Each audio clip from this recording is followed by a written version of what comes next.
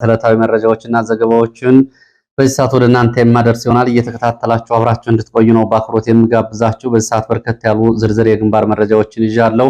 እንደዚሁም ደግሞ በዚህ ሰዓት ከያዝኳቸው መረጃዎች መካከል እንደዚሁ ወታደራዊ መረጃ ይገኝበታል። በዚህ ወታደራዊ መረጃ እንግዲህ አጠቃላይ ያለውን የሀገሪቱን የኃይልና የፖለቲካ አሰላለፍ ጭምር ግልጽ የሚያደርግና በኢትዮጵያም ቀጣይ የአገርነት እና የሉዓላዊነት ጉዳይም እንደዚሁ አደጋ ይዞ የሚመጣ ወታደራዊ ውሳኔ ነው ተላልፏል የተባለው። ይሄ ውሳኔ ምንድን ነው የሚለውን በዝርዝር የምትሰሙት ይሆናል። በዚህ ሰዓት እየተከታተላችሁ አብራችሁ እንድትቆዩ ነው በአክብሮት የምጋብዛችሁ። በኢትዮጵያና ሱዳን ኮሪደር አካባቢዎችም እንደዚሁ ወታደራዊ እንቅስቃሴዎች፣ ዘመቻዎችና ውጊያዎች አሉ። ከዚህ አካባቢም የደረሱኝን ዝርዝር የግንባር መረጃዎች ወደ እናንተ የማደርስ ይሆናል። እየተከታተላችሁ አብራችሁ እንድትቆዩ ነው በአክብሮት የምጋብዛችሁ። በተለያዩ አካባቢዎች ሆናችሁ ፕሮግራሙን እየተከታተላችሁ ሀሳብ አስተያየት እየሰጣችሁና እያደረሳችሁ ስለሆነ በእጅጉ ነው የማመሰግነው።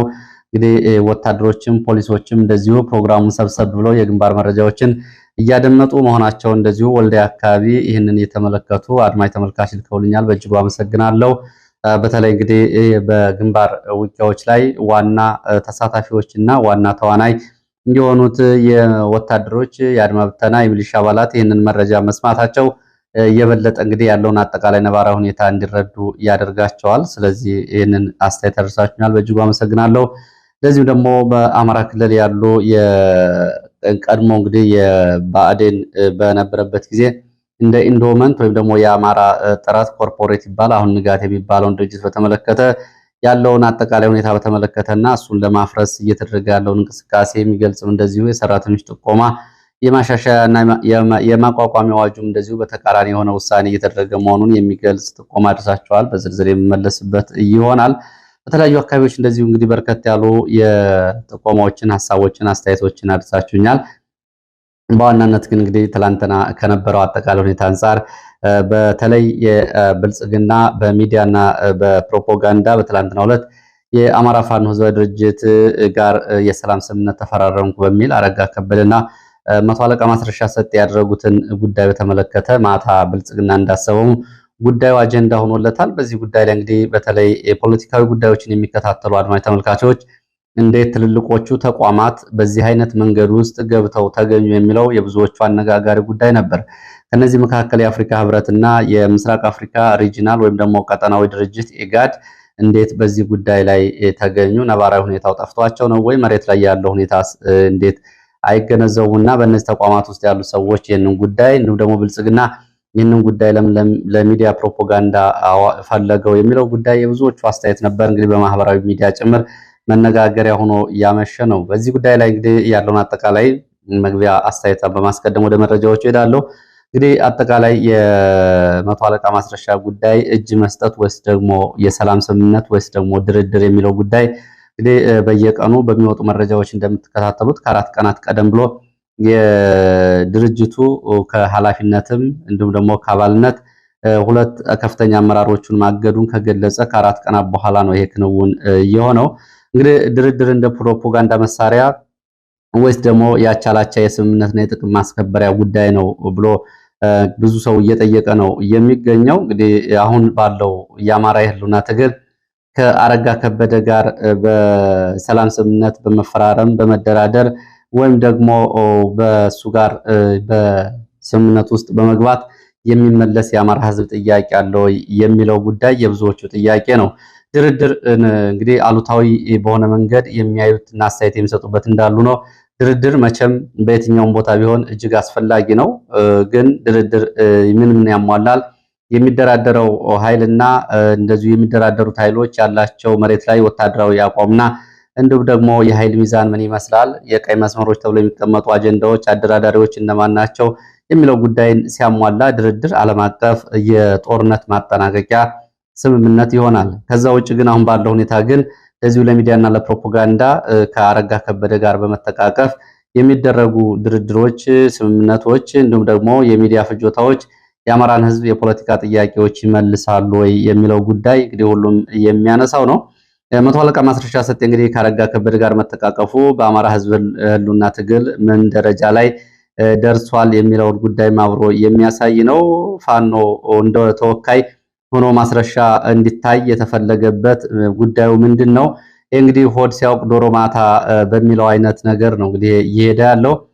አንድ ሽጉጥና አንድ የፋኖ አባል አስከትሎ ላልገባ ሰው ወይም ደግሞ እጅ ላልሰጠ ሰው በዚህ ደረጃ በአፍሪካ ህብረትና በኢጋድ በኩል ፕሮቶኮል እና የሚዲያ ዘመቻ ማድረግ በምክትል ጠቅላይ ሚኒስትር ደረጃ ጉዳዩን ብሔራዊ አጀንዳ ማድረግ ያስፈለገበት ጉዳይ ምንድን ነው? እንግዲህ ጥያቄው እዚህ ላይ ነው ያለው።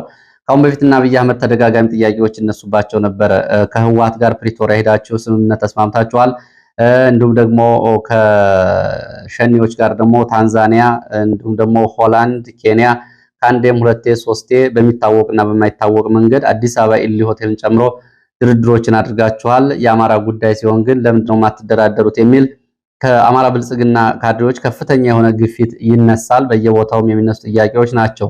እንግዲህ ይህንን የትላንቱን ፕሮፓጋንዳ ለዚህ ምላሽ ለመስጠት ያሰቡበት የተዘጋጁበት ይመስላል።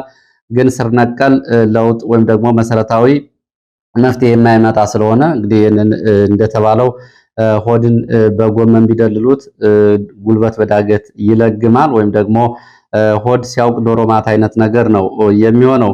እንግዲህ አንድ ነፍስን ይዞ ለገባ ሰው በተደረገው በዚህ ሽርጉድ አፍሪካ ህብረት፣ ኢጋድ የተባሉ ድርጅቶች እውነተኛ ሰላም ለማምጣት ነው ወይ ይህንን እያረጋንና የማስረሻን መተቃቀፍ በጠረጴዛ ዙሪያ ተገኝተው ያጀቡት የሚለው የብዙ ሰው ጥያቄ ነው። እንግዲህ ሌላው አሁን ከብልጽግና ጋር ደግሞ ከብልጽግና ፕሮፓጋንዳ ቀጥሎ እየመጣ ያለው ጉዳይ አለ። ይሄ ምንድነው? በዚህ መንገድ ሌሎችም ሊመጡ ነው በሚል ውስጥ ለውስጥ እየተነጋገር ነው በሚል የብልጽግና የደህንነትና የፕሮፓጋንዳ ኃይል ሌሎች የፋኖ መሪዎች ሽፋን እየሰጠናቸው ነው፣ እየተነጋገር ነው፣ ይመጣሉ በሚል ፋኖ ውስጥ ከፍተኛ የሆነ አለመተማመን ለመፍጠርም እንደዚሁ ከፍተኛ ፕሮፓጋንዳ ስርጭት ወይም ደግሞ ከትላንትናው የቀጠሉ እንደዚሁ የብልጽግና ሴራዎች አሉ። ይህም እንግዲህ አብሮ እየመጣ ያለ ጉዳይ ነው። ድርድር፣ ስምምነት ማለት እንግዲህ ዓለም አቀፍ ስታንዳርድ ውስጥ ምንድን ነው የሚለው ጉዳይ ሰዎች እያነሱት ነው። ይህን ፕሮፓጋንዳ እንዲጮህ የተደረገው የአረጋና የማስረሻ መተቃቀፍ ምን ያህል የአማራ ህዝብ አጀንዳዎች ለውይይት ቀርበውበት ነው? የትኞቹ አጀንዳዎች በቅደም ተከተል ቀረቡ ተቀመጡ? የትኞቹ አጀንዳዎች ቀይ መስመር ናቸው ተብለው ተቀመጡ? ድርድሩና ሰላም ስምምነቱ ስንት ቀናት ፈጀ? አደራዳሪዎቹ ያጨናነቀ ጉዳይ ነበር ወይ? እንግዲህ በዚህ ድርድር ማስረሻ ምን ያህል ጦር ይዞ ገባ? ምን ያህል የጦር መሳሪያና ምን ያህል ኃይል ለመደራደሪያነት አቀረበ የሚለው ጉዳይ ብዙ ሰው እንግዲህ የሚያነሳው ነው። እንደውም ትላንትና አንድ አስተያየት ተመልክቻለሁ ፌስቡክ ላይ ማስረሻን በተመለከተ ከተሰጡ አስተያየቶች የሚመራው ጦር ሳይኖረው የጎጃም ዕዝ ሲባል የነበረ አሁን ደግሞ አንድም ሰራዊት አንድም መሳሪያ ይዞ ሳይገባ ደግሞ በአፍሪካ ህብረትና በኢጋድ የታጀበ ደማቅ ፕሮፓጋንዳ የተሰራለት ምን እድል ቢኖረው ነው የሚል አስተያየት እየተመለከትኩ ነበር። ለማንኛውም እንግዲህ የሰላም ስምምነቱን በተመለከተ የአማራ ፋኖ ህዝባዊ ድርጅት ትላንትና ተከታታይ መግለጫዎችን አውጥቷል። ምንም እንኳ ከ4 ቀናት በፊት የሰጠው ጉዳይ ቢሆንም ትላንትናም እንደዚሁ አመሻሹን አጭር ፈጣን መግለጫ አውጥቷል። በዚህ መግለጫ ላይ እንግዲህ የተነሱ ጉዳዮች ምንድናቸው? የአማራ ፋኖ ህዝባዊ ድርጅት ካሸነፍነው ኃይል ጋር አንደራደርም፣ የተደራደረም የለም እያለ ነው የሚገኘው። አስቸኳይ መግለጫ የአማራ ፋኖ ህዝባዊ ድርጅት በጦርነት እያሸነፈው ካለው አገዛዝ ጋር የፈረመው ስምምነት የለም በሚል በፋኖ ብርቱ ትግል እየተመታ ለመውደቅ እየተንገዳገደ መያዣና መጨበጫ የጠፋው ኦህዴድ ብልጽግና አገዛዝ ከፈረሰ 2 ዓመታት ካስቆጠረ በኋላ የአማራ ክልል መንግስት የሙት መንፈስ ጋር የአማራ ፋኖ ህዝባዊ ድርጅት የሰላም ስምምነት አደረገ ብሎ ዛሬ ረፋዱ ያወጣው መግለጫ ፍጹም ሐሰት ነው ብሏል። አመሻሹን ነው መግለጫ የወጣው። አማራ ፋኖ ህዝባዊ ድርጅት ከኦህዴድ ብልጽግናም ሆነ ከአማራ ክልል መንግስት ተብየው የሙት መንፈስ ጋር በቀጥታም ሆነ በተዘዋዋሪ ተገናኝቶ ድርድር አድርጎ አያውቅም። ካገዛዙ ጋር የምንገናኘው በጦር ሜዳ ብቻ ነው ሲል መግለጫውን አስተላልፏል። በምናባዊ ዓለም ተደረገ የተባለው ድርድር ተገኝተዋል የተባሉት የአፍሪካ ህብረትና ኢጋድ ቀጣይ ቀናት ይፋዊ መግለጫ እንዲሰጡ በዚህ አጋጣሚ እንደዚህ ድርጅቱ ጥሪ አቅርቧል። በአማራ ፋኖ ህዝባዊ ድርጅት በኩል ስምምነት ፈረመ የተባለው ማስረሻ ሰጤ ከአገዛዙ ጋር ተልኮ ተቀብሎ ሲንቀሳቀስ ተደርሶበት ከአመራርነትና አባልነት የታገደና የተባረረ መሆኑ በዚህ ሳምንት ባወጣነው መግለጻችን ይታወቃል። ከአገዛዙ ጋር ሲቀላቀል ለስራ ተብሎ የተላከለት በርካታ ያልተወራረደ የህዝብ ገንዘብ በእጁ እንደሚገኝና የሰላም ስምምነቱን ለዘረፋ ሽፋን ለማድረግ ከአገዛዙ ጋር ተቀናጅቶ እየሰራ መሆኑ ሊታወቅ ይገባል። አገዛዙ ሰሞኑን በተለያዩ በሬ ወለድ ዜናዎች የሚፈራገጠው የፋኖ አንድነት ለማደናቀፍ ብሎ መሆኑን ህዝብ ተገንዝቦ በቀጣይ የምናወጣቸው መግለጫዎች እንዲጠባበቅ እናሳስባለን። ክብርና ሞገስ ለሰማዕታት፣ ድል ለአማራ ፋኖ ዘድርጅት፣ ድል ለአማራ ፋኖ ሁሉ፣ ድል ለአማራ ህዝብ፣ ድል ለኢትዮጵያ ህዝብ። ህዳር 25 2018 ዓ.ም የተሰጠ መግለጫ ነው። ከዚህ ባሻገር እንደዚሁ የአማራ ማህበር በአሜሪካም እንደዚሁ እንግዲህ እሱም መግለጫ አውጥቷል። የአማራ ማህበር በአሜሪካ የማታለያ በሆነው የአብይ መንግስት ህይወት እና የአብይ መንግስት ህጋዊነት ለማረጋገጥ በተፈበረከው የሰላም ስምምነት ላይ በመገኘታቸው በሁለቱ ድርጅቶች ላይ ማዘኑን ነው ድርጅቱ የገለጸው። የአማራን ህዝብ የጄኖሳይድ ወይም ደግሞ የዘር ማጥፋት ጦርነት የታወጀበትን ግፍ እንደመደገፍ ይቆጠራል ሲል ኢጋድና አፍሪካ ህብረት ትላንትና ያደረጉትን የፕሮግራም እጀባ በዚህ መንገድ ኮንኗል። ኢጋድን በተመለከተ በተለይ በኦህዴድ ሰው ወርቅነህ ገበየሁ እየተመራ ያለና የኦህዴድን ስልጣን ለማጠናከር እየሰራ እንደሆነ አማራ ማህበር በመግለጫው አንስቷል። የአፍሪካ ህብረትም እንደዚሁ በግለሰቦች ፍላጎት ላይ መሰረት አድርጎ እንደዚህ አይነት ተግባራት መሳተፉ ቀጣይ የዲፕሎማሲ ተቀባይነቱን አደጋ ላይ ይጥልበታል ብሏል። እነዚህ ተቋማት እንግዲህ ለኦህዴድ ስልታዊ ድጋፍ በማድረግ በአማራ ህዝብ ላይ የቀጠለውን የዘር ማጥፋት እውነተኛ ባህሪ እንዳይጋለጥና እውነተኛ የሰላም ስምምነትና መፍትሄ እንዳይመጣ ቁማር መጫወታቸው በእጅጉ እንዳሳዘነው ነው የአማራ ማህበር በአሜሪካ ባወጣው መግለጫ እየገለጸው። እንግዲህ ከትላንቱ ስምምነት አንጻር ያሉ እንግዲህ አስተያየቶችም በመግቢያው ላይ ያሉ መረጃዎችም እነዚህን ይመስላሉ። ወደ ሌሎች የግንባር መረጃዎች ነው የሚሄደው። ወደ ግንባር መረጃዎች ሲሄድ ወደ መተማ ምዕራብ ጎንደር ቀጠና የሚወስድን መረጃ አስከትላለው። በአማራ ክልል እንግዲህ ምዕራብ ጎንደር ቀጠናዎች በተለይ ሱዳንና ኢትዮጵያን በሚያዋስኑ አካባቢዎች ወታደራዊ እንቅስቃሴዎችና ስምሪቶች መኖራቸውን የሚገልጽ መረጃ ነው ያለው። በተለይ መተማ ወረዳ ቁጥር 1 አዲስ ዓለም ደለሎ ተብሎ በሚጠራው አካባቢ በተደረገ ውጊያ ሰብአዊ፣ ቁሳዊና ወታደራዊ ኪሳራ ደርሷል። በተለይ ሽመለ ጋራ አዲስ ዓለም በተደረገ ውጊያ እንግዲህ ጉዳቶች ደርሰዋል። በአሃዛዊ ቁጥሮችም ፋኖዎችን አሃዛዊ ቁጥር አስደግፈው አውጥተዋል። አዲስ ዓለም በአካባቢ የተደረገው የጅበጅ ውጊያ ነው። እንዲሁም ደግሞ በአንድ ተሽከርካሪ ላይ በተሳቢ ተሽከርካሪ ላይ በተጫኑ ላይ በነበሩ ወታደሮች ላይ እንደዚሁ በተፈጸመ ጥቃት ቁጥራቸው ወደ ያልታወቀ ወታደሮች ሞትና ቁስለኛ ሲሆኑ 8 የሚሆኑ በፋኖ ተይዘዋል ወይም ደግሞ ተማርከዋል። ቁጥር 1 ወደ ሱዳን መውጫ አካባቢ እንደዚሁ የመንግስት ወታደሮች ዛሬ አስክሬኖች ሳይነሱ መመልከታቸውን አንድ አይን እማኝ ገልጸዋል። እንግዲህ መንግስት ቁጥር 1 ደለሎ፣ አዲስ ዓለም፣ ሽመለ ጋራ፣ ቁጥር 5 ከኢትዮጵያና ሱዳን ድንበር ጋር በሚያገናኙት አካባቢዎች ላይ ታንከኛና እግረኛ ጭምር ስለማስገባቱ የወጡ መረጃዎች ያሳያሉ። በሌላ መረጃ እንደዚሁ ሁለት የፋኖ አባላት አዲስ ዓለም በተባለ ቦታ በጥቆማ ከበባ ውስጥ ገብተው በመንግስት ኃይል ተይዘዋል። ይህንንም ለሌሎቹ ጥንቃቄ እንዲሆን በሚዲያ ይድረስልን በሚል ጥቆማ የሰጡ የመረጃ ምንጮች እነዚህ እንግዲህ በጉዳዩ አስተማሪ ስለሆነ መረጃው እንዲደርስ በሚል መረጃ ያደረሱት የመረጃ ምንጮች የብርጌድ አዛዦች በማያውቁት ሁኔታ ወደ ከተማ ለመዝናናት በሚል ገብተው ነው በጥቆማ እየተያዙት። ጥቆማ ሰጪዎች ደግሞ ሚሊሻዎች እንደሆኑ የመረጃ ምንጮቹ ገልጸዋል። ይሄ ያለበቂ ምክንያት ከወታደራዊ ግዳጅና ቀጠና ከወታደራዊ ተልዕኮ ውጭ የሚደረግ እንቅስቃሴ ካሁን በፊትም በፋኖ አባላት ላይ እንደዚሁ ጉዳት ሲያደርስ ቆይቷል። የሚያዙ ፋኖችም እንደዚሁ በግዴታ ምርመራና በጫና በሚሰጧቸው መረጃዎች ጉዳቶች ደርሰዋል። ይሄ መቀረፍ አለበት። ይሄ ራስን ለአደጋ ማጋለጥና እንደዚሁ ደግሞ ትግልን ለአደጋ ማጋለጥ ነው። ጥብቅ ዲሲፕሊንና ጥብቅ እርምጃ እንዲሁም ደግሞ ጥብቅ ጥንቃቄ ሊወሰድበት ይገባል ብለዋል። ወደ ሽመለ ጋራ ሌሊቱን በሶስት አቅጣጫ እንደዚሁ ዛሬ መንግስት ተጨማሪ ኃይል ስለማንቀሳቀሱ መረጃዎች ጠቁመዋል።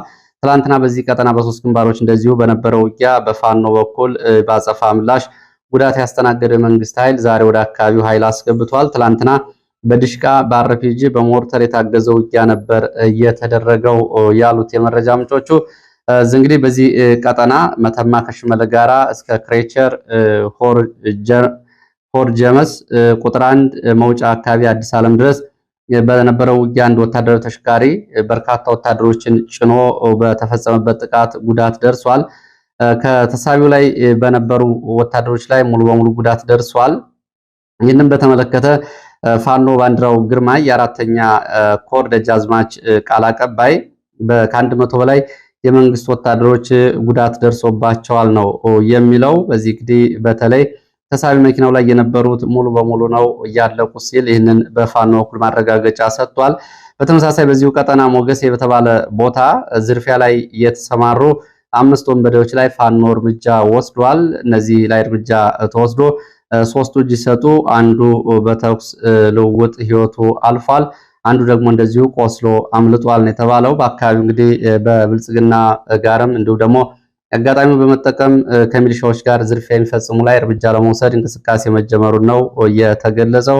ወደ ሌሎች መረጃዎች ሄዳለው። እንግዲህ በዚህ ሰዓት ከያዝኳቸው መረጃዎች መካከል በመግቢያ እንዳልኳችሁ አዲስ ወታደራዊ ውሳኔ ተላልፏል። ይህ እንግዲህ የተላለፈው በአገር አቀፍ ደረጃም አይደለም፣ ከኢትዮጵያ በላይ ወይም ደግሞ በኢትዮጵያ ውስጥ በኦሮሚያ ውስጥ ኢትዮጵያ ትኖራለች፣ ካልሆነ ደግሞ ኦሮሚያ ራሷን ትችላለች በሚሉት የብሔርተኛ ፖለቲከኞች ስልጣን ላይ ባሉ አካላት ነው ውሳኔ የተወሰነው። የኦሮሚያ ልዩ ኃይል በመካናይዝድ ደረጃ መልሶ እንዲደራጅ ውሳኔ ተላልፏል የሚል መረጃ ነው። በኦሮሚያ ክልል ያለው ልዩ ኃይል ወታደራዊ አደረጃጀቱ በመካናይዝድ እና ብረት ለበስ ደረጃ መልሶ እንዲዋቀር ውሳኔ ተላልፏል።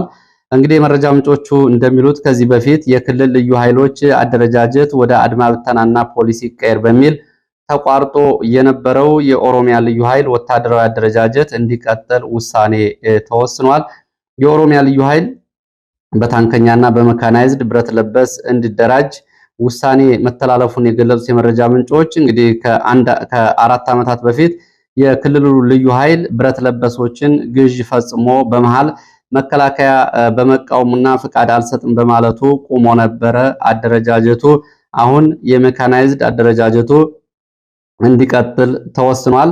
የኦሮሚያ ክልል ይህንን ውሳኔ ሲወስን መከላከያ ፍቃድ ሰጥቶት ይሁን ወይስ ደግሞ አይሁን የታወቀ ነገር የለም ይላሉ የመረጃ ምንጮቹ። በዚህ ውሳኔ መሰረት እንግዲህ የኦሮሚያ ልዩ ኃይል ከአየር ኃይል በስተቀረ ከአየር ኃይል ውጭ ባሉ የእግረኛና ታንከኛ መካናይዝድና ብረት ለበስ ራሱን እንዲያደራጅ ውሳኔ ተላልፏል። እንግዲህ ያው አየር ኃይልም በተዘዋዋሪም ቢሆን ያው የነሱ ነው እነሽመልስ። ከዛ ባሻገር ደግሞ የአየር ኃይልን ቢሆን በየትኛውም ሰዓት ለማደራጀት የዚህ ውሳኔ ላይ ደረሰ ኃይል የሚያቆመው የለም። ለማንኛውም እንግዲህ ከአየር ኃይል በታች ባለው አደረጃጀት ይህንን እንዲያደራጁ ፍቃድ ተሰጥቷል ያሉት የመረጃ ምንጮች በዚህ እንግዲህ ራሱን የሚያደራጀው የኦሮሚያ ልዩ ኃይል ምን ተሰምቶ እንደሆነ ግልጽ አይደለም። መረጃ የሰጡ የመረጃ ምንጮች እነ ሽመልስ ወደ ሀገርነት ወይ ደግሞ ወደ ሌላ ነፃ ሀገር የሚያደርግ እንቅስቃሴ ነው። ይሄ የዚህ የጉዞ መጀመሪያ ውሳኔ ላይ መሆናቸውን ያሳያል። የውሳኔ 1 ዓመት የኦሮሚያ ክልል ባለፈው 1 ዓመት የኦሮሚያ ክልል በራሱን ችሎ በጦር መሳሪያ ግዢዎችን ከቻይናና አዘርባይጃን እንዲሁም ደግሞ ከሌሎች የምስራቅ አውሮፓና የሩቅ ምስራቅ ሀገራት ግዥ መፈጸሙን ያስታወሱት የመረጃ ምንጮች ይህ እንግዲህ በተገዙት መሳሪያዎች ከፊሎቹ በኢትዮጵያ ምድር ባቡር ኮንቴነሮች ወደ ሀገር ውስጥ ገብተዋል። ቀሪዎቹ ደግሞ የባህር ጉዞ ላይ መሆናቸው ነው የተገለጸው። አንድ ሀገር መከላከያ ኃይል ብቻ ነው የሚያስፈልገው የሚለው ጉዳይ ያው ይታወቃል። በዚህ ጉዳይ እንግዲህ ወታደራዊ አደረጃጀቶች በአንድ ክልል እንዴት በዚህ ደረጃ ሊፈቀድ ቻለ የሚለው እስካሁን ድረስ የተመለሰ ጥያቄ አይደለም። ህወሓት እንግዲህ በነበረው ጦርነት በሰሜን ዕዝን ካጠቃ በኋላና ጦርነት ከተደረገ በኋላ ወደ ደቡብ አፍሪካ ሄዶ ከተስማማባቸው ስምምነቶች መካከል እንደዚሁ የቡድን መሳሪያዎችና ትልልቅ የጦር መሳሪያዎችን ለመከላከያ እንዲያስረክብና በመከላከያ ደረጃ አደራጅቻለሁ ያለውን ኃይሉን እንዲበትን ነበር ስምምነቱ። ምንም እንኳ ተፈጻሚ ባይሆንና ጉዳዩ በተቃራኒው እየሄደ አሁን ድሮን እስከመታጠቅ ድረስ ህወሓት ቢደርስም ግን ይሄ በመከላከያ ባለበት ሀገር አይፈቀድም ቢባልም አሁን የኦሮሚያ ክልል ግን ይህንን እያደረገ ነው። እንግዲህ የአማራ ልዩ ኃይል ከሻለቃ በላይ እንዳይደራጅ ውሳኔ መተላለፉ ይታወቃል። አሁን ስያሜውም አድማ ብተና እንዲሆንና የቡድን መሳሪያዎች እንዲሁ እንዳይታጠቅና የቡድን መሳሪያዎችን እንዲያስረክብ ትዕዛዝ መሰጠቱ ካሁን በፊት ይታወቃል። ከዛ አልፎ ደግሞ ከ3 ዓመታት በፊት የአማራ ልዩ ኃይል በቁራጭ ደብዳቤ በተጻፈ ውሳኔ እንዲፈርስ መደረጉም ይታወቃል። ይሄ የፈጠረው ቁጣ ምንም እንኳ ያመጣው ጉዳይ የሚታወቅ ቢሆንም እንግዲህ ይሄ ሆኗል። እንግዲህ ከኦሮሚያ ክልል የተሰማው መረጃ ይሄ ነው። ሌሎች ተጨማሪ መረጃዎች ካሉ በሌላ መረጃ ጊዜ መለስባቸዋለሁ። ግን የኦሮሚያ ልዩ ኃይል ይህንን እንዲታጠቅ አሁን መከላከያ ሌላውን ትጥቅ አስፈታለሁ እያለ ባለበት ሰዓት መካናይዝድ ታንከኛ እንደ እግረኛና መካናይዝድ አደረጃጀት እንዲሆን እንዴት ፈቀደ የሚለው ጉዳይ ያው እንግዲህ ያለውን አጠቃላይ ሁኔታ የሚያሳይ እንዲሁም ደግሞ ያላቸውን ስጋትም የሚያሳይ ነው። የፌዴራል ተቋማት የሚባሉት እንደ መከላከያ፣ ፌዴራል ፖሊስ፣ ደህንነት እንግዲህ በመከላከያ አየር ኃይሎች ጨምሮ እነዚህን ተቆጣጥረው ቢገኙ እነ ሽመልስ አሁን ግን ከፍተኛ የሆነ ስጋት ውስጥ የገቡ ይመስላል። የኦሮሚያ ልዩ ኃይል በዚህ ደረጃ ይደራጅ ሲባል እንግዲህ ራስን እንደ ነጻና ሪፐብሊክ ሀገር የመቁጠር ሂደት ማሳያ እንደሆነም ይህን ግምት ውስጥ ማስገባት ያስፈልጋል። ወደ ሌላው መረጃችን ስንሄድ ወደ መቀሌ የሚወስደን መረጃን ማስከትለው ወደ መቀሌ እንግዲህ የትግራይ ጊዜያዊ አስተዳደር ጀነራል ታደሰ ወረደ ከስራ ውጭ ነው የዋሉት። ትላንትና በግለሰብ ቤት ተደብቀው ውለዋል የተባሉት ጀነራል ታደሰ ወረደ በቂ ጥበቃ እንኳ አልተደረገላቸውም፣ ስልካቸውን አጥፍተው ጠፍተዋል ነው ያሉት የመረጃ ምንጮቹ። አሁን ጀነራል ታደሰ ወረደ የስልጣናቸው ሽባ ሆኗል።